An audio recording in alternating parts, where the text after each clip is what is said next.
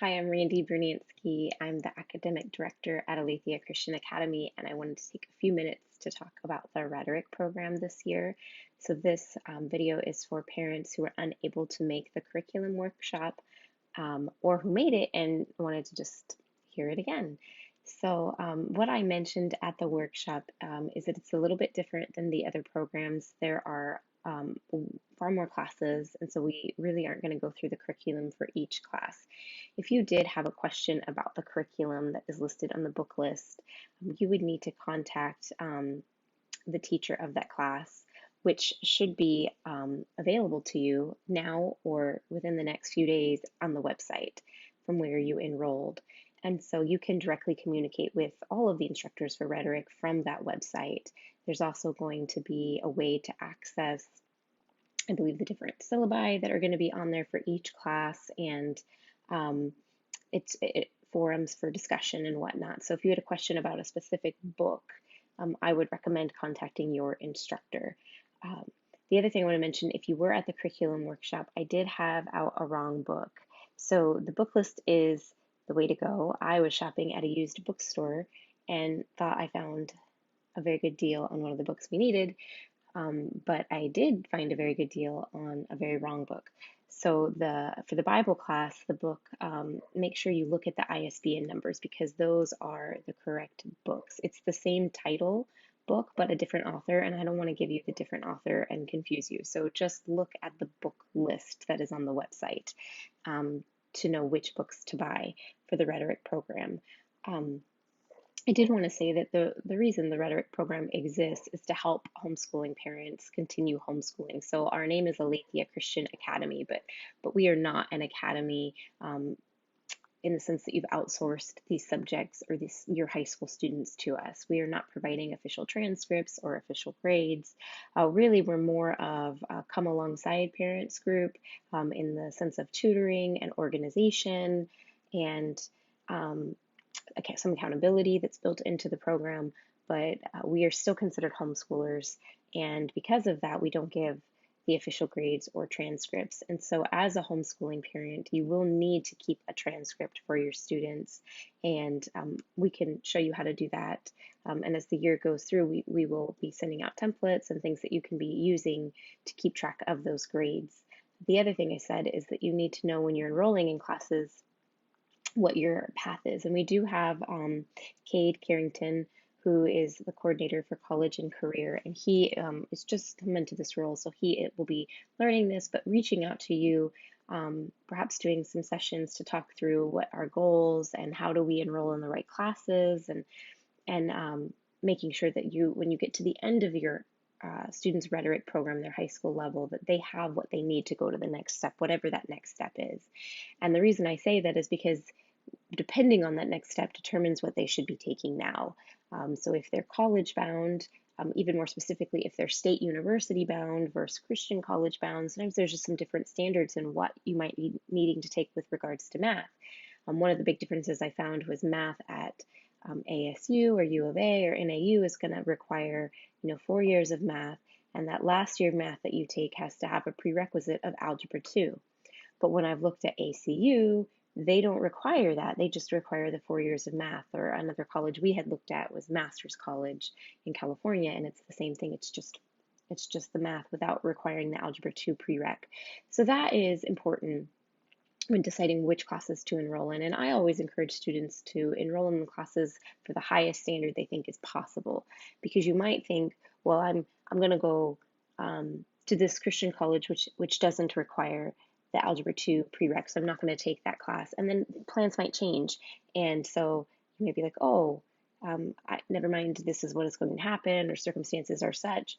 And now you don't have the class that you might need. So I always say just do the highest level of, the strictest standards of whatever is a possibility for you. And make sure you get those classes done by your senior year.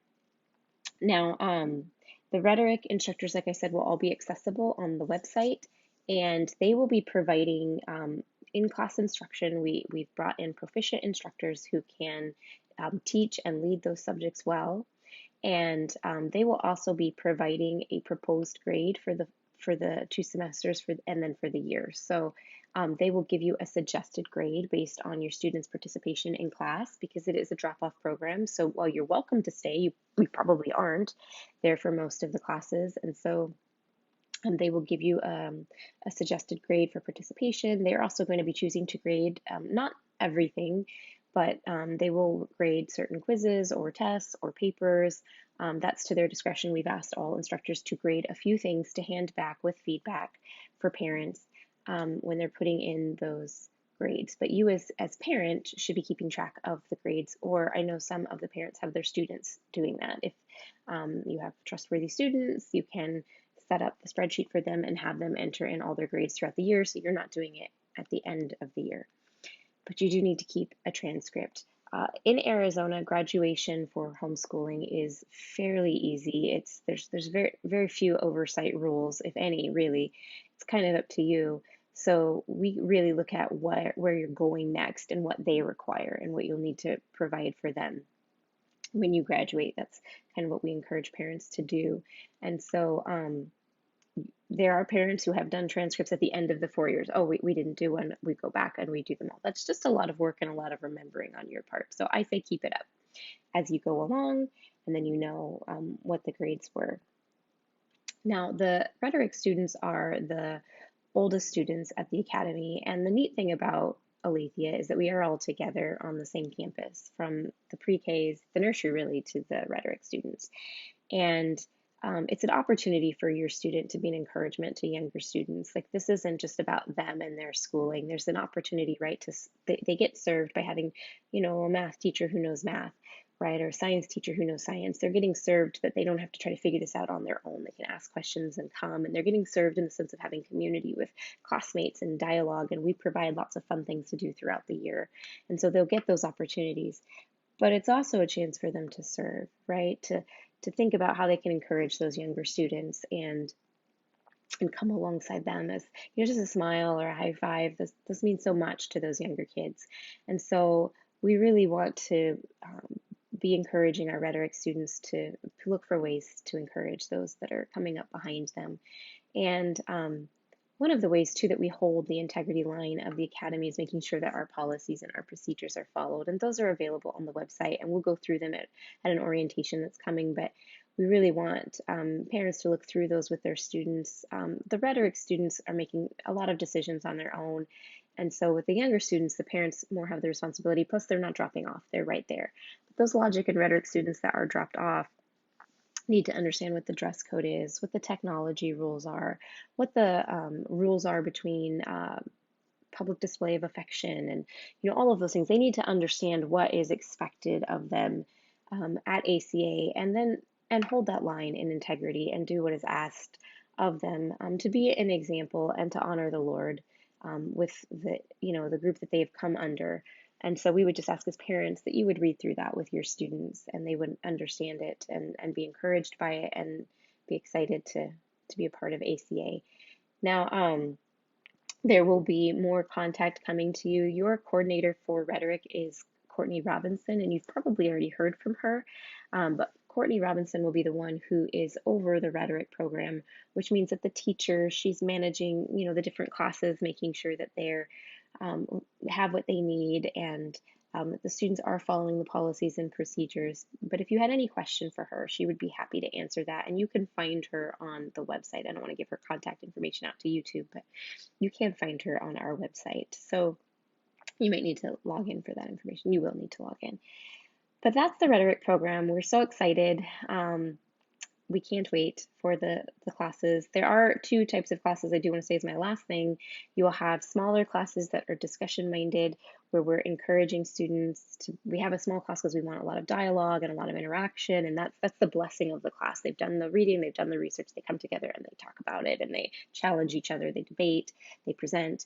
But we also have larger classes that are more lecture based. The students will be reading material, but they're more complete learning. They're not rhetorical in these subjects. They can't be. And so they're learning from rhetorical people who know. And those are a little bit larger classes. That's just determined on how much the instructor can manage.